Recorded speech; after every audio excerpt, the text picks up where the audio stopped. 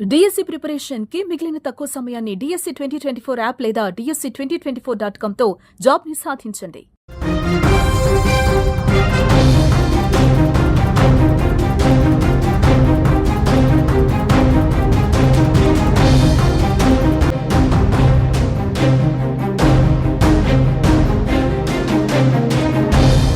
India వదిలేసిన బలూచిస్తాన్ మాత్రం పాకిస్తాన్ కు చావు దెబ్బ కొడుతోంది. పాక్ ఆర్మీకి చుక్కలు చూపిస్తోంది. ఎవరైనా ఆర్మీ ఉద్యోగులు వస్తున్నట్లుగా కనిపిస్తే కాల్చి పడేస్తున్నారు. వందల సంఖ్యలో సైనికులను హతమారుస్తూ దూకుడును కొనసాగిస్తోంది. భారత్ పాక్ ఉద్రిక్తత పరిస్థితులను తనకు అనుకూలంగా మలుచుకున్న బలూచిస్తాన్ ఒక్కసారిగా స్పీడ్ పెంచింది.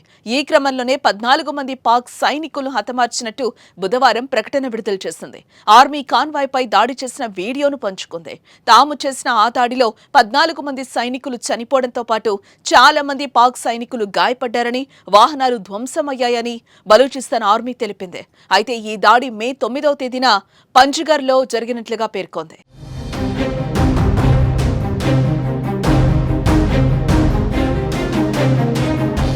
బలూచిస్తాన్ ఆర్మీ తమను స్వతంత్ర దేశంగా కూడా ప్రకటించుకుంది. ప్రభుత్వ ఏర్పాట్లకు సన్నాహాలు చేసుకుంటోంది. క్వెటాలో కొత్త పార్లమెంటు ఫోటోలు, జాతీయ చిహ్నం, జాతీయ గీతాన్ని సోషల్ మీడియాలో పంచుకుంది. భారత్ సహా పలు దేశాలు తమ దేశంలో ఎంబసీలు ఏర్పాటు చేసుకోవాలని కోరింది.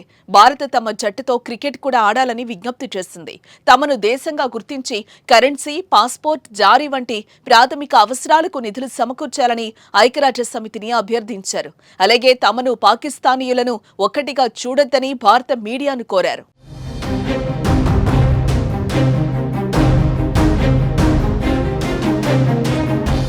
ఎన్నో ఏళ్లుగా తమకు ప్రత్యేక దేశం కావాలని, విభజించమని పాకిస్తాన్ పైన పోరాడుతూ వస్తోంది.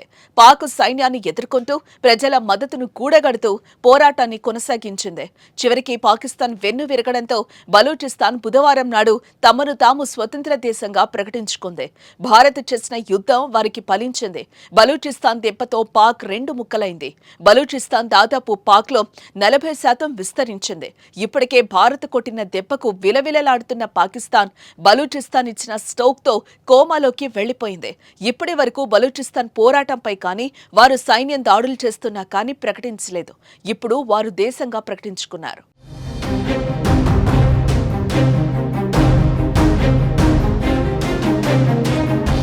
పాకిస్తాన్కు బలూచిస్తాన్ దెబ్బ కోలుకోలేంది. బలూచిస్తాన్ ఎఫెక్ట్తో మరోవైపు నుంచి సింధు రాష్ట్ర ప్రజలు కూడా తమ పోరాటాన్ని ఉధృతం చేసే అవకాశాలు కనిపిస్తున్నాయి. ఇప్పటికే నీరు ఇవ్వకుండా తమను ఇబ్బందులకు గురి చేస్తున్నారు. ఆ రాష్ట్ర రైతులు ఆందోళన చేస్తున్నారు. తమ ప్రాంతంపై పాలకులు నిర్లక్ష్యం వహిస్తున్నారంటూ గళమెత్తుతున్నారు.